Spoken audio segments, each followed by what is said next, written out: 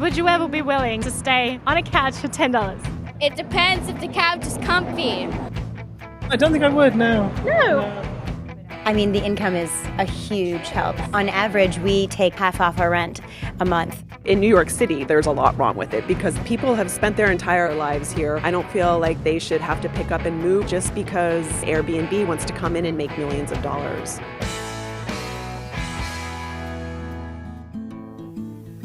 In New York City, the average hotel room costs almost $300 per night, which explains the growing popularity of a new way to stay over in the Big Apple. Increasingly, tourists are paying to sleep on someone's couch or guest bed while they're in town. Services like Flipkey, Roomorama, and Airbnb connect local residents that want to pick up some extra cash with out-of-towners who want to save on their visits. It's part of the sharing economy, a growing sector in which individuals directly trade goods and services of all sorts, from renting a stranger's car I just listed on the Relay Rides marketplace. to getting a random person to help with chores. You'll get a text or an email letting you know that your task is underway. Airbnb, which is the most popular service connecting travellers with a place to stay, is an international phenomenon with accommodations in 192 countries. Travellers can stay in an igloo in Greenland, a Tipi in Denmark, or a treehouse above San Francisco Bay.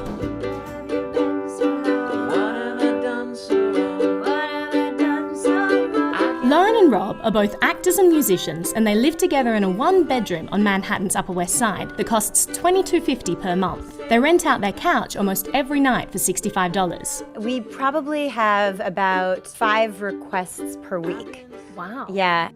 We have an eye squeeze foot massager where people can rest their tired feet on the end of a long day. So many people come to New York and don't realize how much walking they're going to be doing. So that's a nice amenity for them. I'm an actor, so basically unemployed is what I'm used to. So that's been helpful, but we've definitely met some cool people. Airbnb has seen its global presence more than double in just this past year, which means that more than ever before, people all over the world are able to visit places like New York City when otherwise they might not have been able to afford to. You know, this place is $10. Is that something that would interest you? Yeah, but the photo doesn't really look that attractive, to be honest. What about something like this? Yeah, that's more like it. That's pretty good. Yeah, that is. We're staying at the Marriott Marquis. That's a really nice hotel. That's good. How is it expensive there? It's quite pricey. Yeah. Would you ever consider staying in someone's apartment? Yeah. Oh, I don't think I would, no. No. Would you ever consider something like that? Yeah.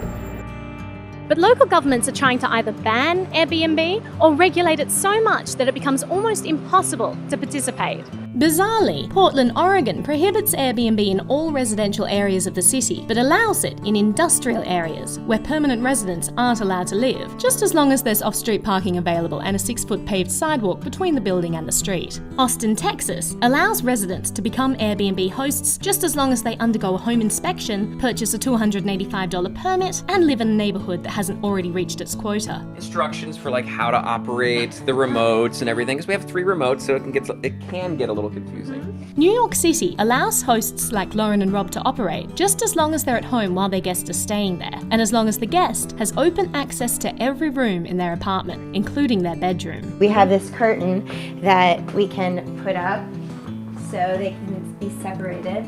But more than half of the listings for New York City don't meet these criteria. That's because Airbnb has collided head-on with one of the distinguishing facets of New York living: rent control. Sick of getting screwed, landlords who own rent-controlled apartments are foregoing the residential market and advertising their apartments on Airbnb as hotel rooms, which allows them to earn much more money. No other city in the country has laws like we do here, which is really to protect tenants and to provide affordable housing. Marty Weithman is a tenant advocacy lawyer who worked with the state legislature in the passage of a 2011 law that made it easier for the city to crack down on this practice. If landlords want to rent through Airbnb and make more money, what would be wrong with that? I mean, I don't think that there's anything wrong with that, but in New York City, there's a lot wrong with it because the laws on the books make that illegal. Weithman says that when landlords rent their apartments to tourists for short-term stays, it serves as a way of driving out rent-controlled tenants who live in their buildings. You have these tourists who are coming to the city and they're on vacation, right? So they're partying, they're up late at night, and sometimes people just can't take it anymore, and they very well may just leave their homes because of all of that.